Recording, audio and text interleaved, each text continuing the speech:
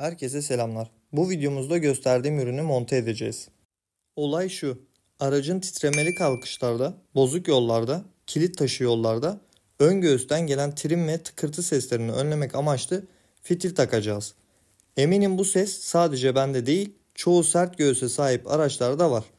Bu ürünle %100 sesi önleyebiliriz diyemem ama göğüs boşluğu sıkıştırdığından dolayı az titremeyle sesi bayağı düşürüyor.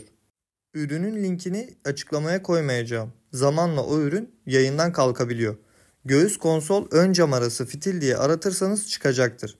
Kargo ile birlikte 70-100 TL arasına alabiliyorsunuz. Montaja geçmeden önce kanala abone olmayı, videoyu beğenmeyi unutmayınız. Montajı basit gözükse de fitilin alt ve üst kısmı ince olduğundan dolayı kırışabiliyor. Bunun önüne geçmek için ilk önce bir tarafı oturtun, diğer tarafa doğru geçerken fitilin boşta olan tarafını çekerek genişletin. Fitil genişledikçe düz hale gelecektir. Diğer elinizle de fitilin orta kısmına bastırarak cam ile göğüs arasına geçmesini sağlayın. Eğer ki kırışıklık yine olursa fitili geçirdiğiniz yerden biraz sökün. Fitili daha fazla çekip genişleterek yerine oturtun.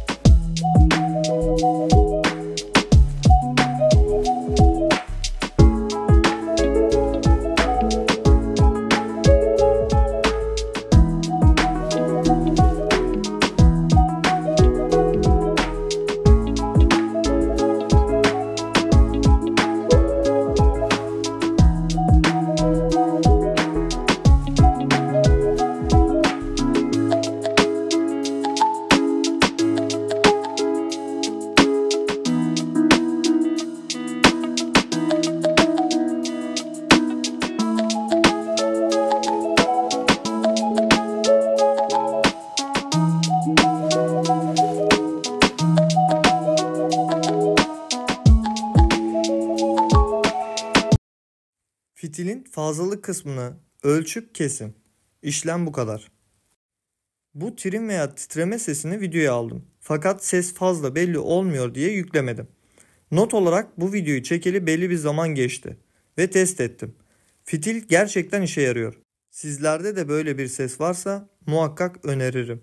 Montajın bitmiş halini videonun sonuna ekleyeceğim.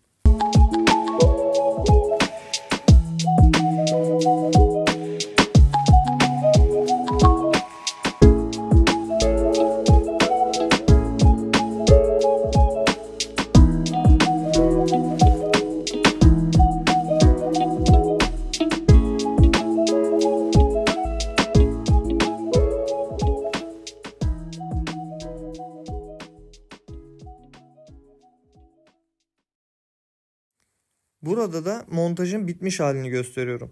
Gayet düz ve temiz gözüküyor. Kanala abone olup videoyu beğenmeyi unutmayınız. Başka videolarda görüşmek üzere. Kendinize iyi bakın.